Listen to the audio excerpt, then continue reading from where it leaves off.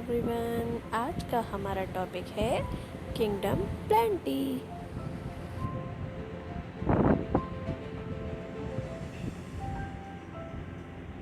देखिए बच्चों, last video में हमने क्या पढ़ लिया था।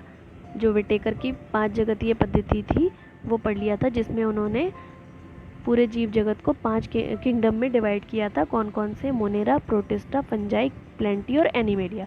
तो मैंने आपको बताया था हम प्लेंटी और एनिमेलिया के बारे में थोड़ा सा ज़्यादा पढ़ेंगे, ठीक है। तो देखिए, किंगडम प्लेंटी की बात करते हैं। जिस ये जो है किंगडम प्लेंटी की बात हम करेंगे।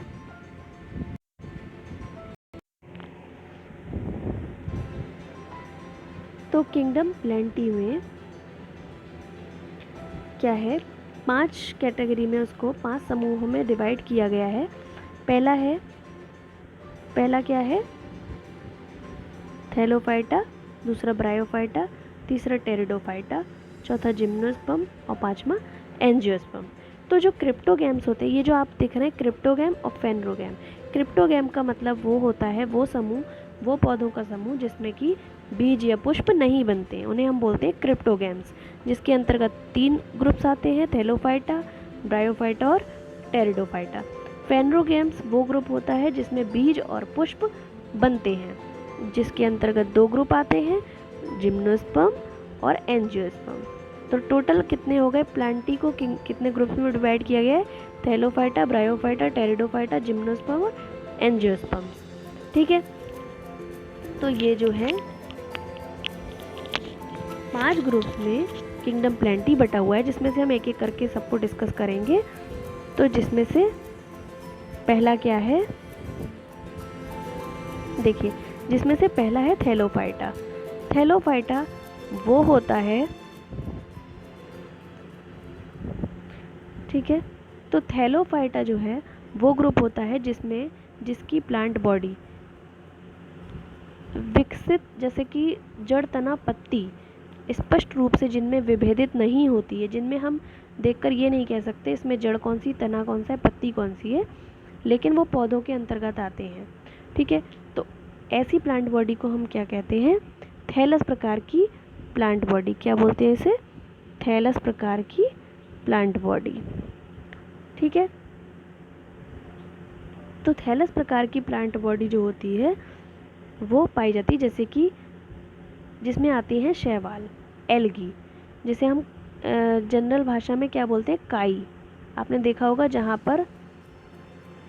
पर क्या होता है, नमी वाली जगह होती है, पानी जहाँ से रिलीज होता है वहाँ पर ये शैवाल उगाते हैं। इनकी प्लांट बॉडी कैसी होती है? थैलस प्रकार की होती है। तो शैवालों को इस ग्रुप में रखा गया है। जैसे कि इसके और एग्जाम्पल है, कौन कौन सा? अल्वा, स्पायरोगायरा, कारा, क्लेडोफोरा और यूलोथ्रिक्स, ठीक है। अब हम आगे देखते हैं। देखिए, इसके बाद आते हैं ब्रायोफाइटा। जैसे कि आप देख रहे हैं ये क्या है? ब्रायोफाइटा। ब्रायोफाइटा वो होते हैं जो नम और छायादार स्थानों पर उगते हैं, ठीक है। इनमें जड़, तना, पत्ती स्पष्ट नहीं होती। इनकी प्लांट बॉडी भी कैसी होती है? थैलस प्रकार की। इसीलिए इनको जो ये उगते हैं ये कहाँ होते हैं? नम और छायादार स्थान पर, मतलब ना ज़्यादा नमी हो ना ज़्यादा क्या हो, सूखा हो। तो इन्हें क्या कहते हैं? पादप जगत का उभयचर भी कहते हैं। क्या बोलते हैं? पादप जगत का उभयचर। उभयचर आपको पता है, जैसे मेंढक पानी में भी रहता है, स्थल पर भी रहता है, तो इसी प्रकार से ये भी होते हैं। ये पादप जगत के उभयचर कहलाते हैं। तो अगर क्वेश्चन आता है पादप जगत का उभयचर किसे कहते हैं, तो आप आंसर में क्या लिखोगे? ब्रायोफाइटा समूह के पौधे या ब्रायोफाइटा, जैसे भी ऑप्शन होगा उसमें आप लिखोगे, ठीक है। तो ये ब्रायोफाइटा होते हैं जो कि इनकी, और इसमें जड़, तना, पत्ती जैसी संरचना बनना स्टार्ट हो जाती है। जैसी संरचना, ना कि पूरी तरीके से जड़, तना, पत्ती, ठीक है। जड़, तना, पत्ती जैसी संरचना बनना यहाँ से शुरुआत हो जाती है। इसके आगे जो ग्रुप होगा उसमें जड़, तना, पत्ती बन जाएगी, ठीक है। इससे पहले वाले ग्रुप में क्या था? बिल्कुल नहीं थी। यहाँ ब्रायोफाइटा जो आप पढ़ रहे हो इसमें क्या हुआ? यहाँ से बनना स्टार्ट हो गई। और ये जो है इस टाइप के पौधे आपने देखे होंगे, अक्सर उगाते हैं बरसात के दिनों में। तो ये ब्रायोफाइटा कहलाते हैं। इसका एक एग्जाम्पल है मॉस, जिसे हम फ्यूनेरिया भी बोलते हैं ये, और एक और एग्जाम्पल इसका है जिसे हम मार्केंशिया बोलते हैं, ये लिखा है मार्केंशिया। ठीक है, तो ये कुछ एग्जाम्पल थे ब्रायोफाइट के। ठीक है, इसका जो इससे पहले वाले ग्रुप में क्या था, जड़तना पत्ती बिल्कुल नहीं थी, यहाँ से बनना ब्रायोफाइटा ग्रुप से बनना स्टार्ट हो गई और अगले वाले ग्रुप में बन जाएगी। ठीक है, तो इसके अगला वाला जो ग्रुप होता है उसे हम क्या बोलते हैं, टेरिडोफाइटा, जिसके बारे में अभी हम इस नेक्स्ट स्लाइड में पढ़ेंगे। तो ब्रायोफाइटा, थैलोफाइटा और ब्रायोफाइटा दो ग्रुप आपने देखे किस प्रकार से इनके लक्षण होते हैं। ठीक है,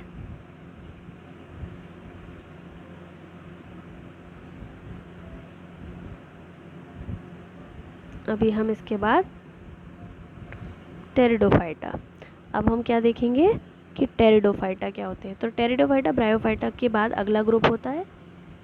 ठीक है, तो कुछ इस प्रकार से होते हैं, आप जैसे देख रहे हैं, इनमें जड़तना पत्ती बनना स्टार्ट हो जाती है और साथ साथ इसमें क्या बन जाते हैं, संवहन ऊतक। क्या बन जाते हैं, संवहन ऊतक। संवहन ऊतक वो ऊतक होते हैं जो कि पौधों में जल और भोज्य पदार्थों का संवहन करते हैं। संवहन ऊतक होते हैं दो प्रकार के, जैसे आपने छोटे क्लास में अभी इससे पहले पढ़ा है, इस क्लास में भी आपने इससे पहले लेक्चर्स में पढ़ा है कि जाइलम और फ्लोएम दो प्रकार के संवहन ऊतक होते हैं। जाइलम पौधों में जल का संवहन करता है और जो फ्लोएम होता है वो किसका संवहन करता है, भोजन का। ठीक है, तो ये संवहन ऊतक ब्रायोफाइटा में नहीं होते, लेकिन यहाँ से संवहन ऊतक बनना स्टार्ट हो जाते हैं और क्या बन जाते हैं, जड़तना पत्ती बन जाते हैं। तो ये उससे ब्रायोफाइटा से ज़्यादा विकसित समूह है पौधों का। ठीक है, लेकिन इसमें क्या नहीं होते, बीज नहीं होते और क्या नहीं बनते, पुष्प नहीं बनते। तभी ये सब थैलोफाइटा, ब्रायोफाइटा और यहाँ तक टेरिडोफाइटा तक क्या कहलाते हैं, क्रिप्टोगैम्स। ठीक है, अब अगला ग्रुप है इसके आगे का, जिम्नोस्पर्म्स। ठीक है, जिम्नोस्पर्म्स में क्या होता है, पहली बात ये किसके अंतर्गत आते हैं, फेनेरोगैम्स के अंतर्गत, जिसमें कि बीज और पुष्प का निर्माण होता है। इन्हें हम और क्या कहते हैं, अनावृत बीजी। क्या बोलते हैं, अनावृत बीजी, मतलब कि जिनके बीजों पर आवरण नहीं होता। अनावृत मतलब जिनके बीजों पर, बीजी मतलब बीज, बीजों पर आवरण नहीं पाया जाता, कोई कवरिंग नहीं होती। आपने देखा होगा जब हम फ्रूट्स खाते हैं तो उसके बाहर छिलका होता है ना, उसके अंदर ही तो बीज होते हैं, मतलब फ्रूट के अंदर बीज होते हैं, तो बीज एक फ्रूट से यानी ढके रहते हैं, तो वो इनमें नहीं होता।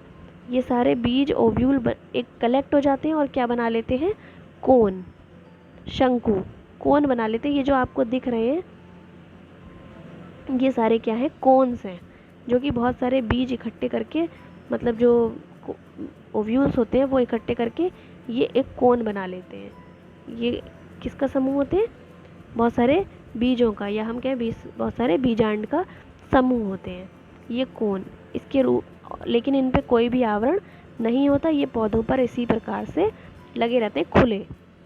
ठीक है, इसीलिए इन्हें क्या कहते हैं, अनावृत बीजी पौधे।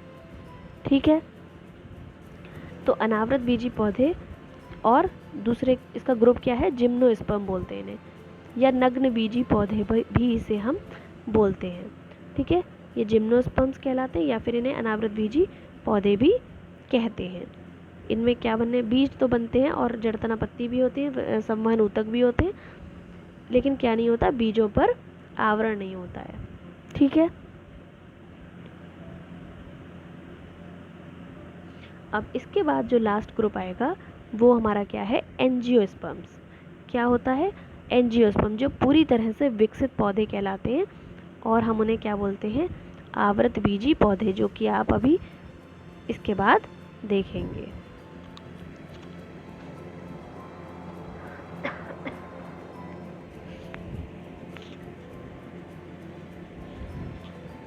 और वो किस में रखे गए, फेनरोगैम्स में।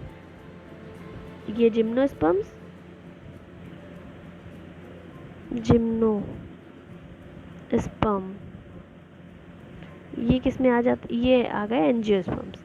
ये क्या है, एंजियोस्पर्म्स, जिसमें पुष्प भी होते हैं, बीज भी होते हैं, संवहन ऊतक भी होते हैं, जड़तना पत्ती भी होती है, और पूरी तरह से ये विकसित पौधे कहलाते हैं।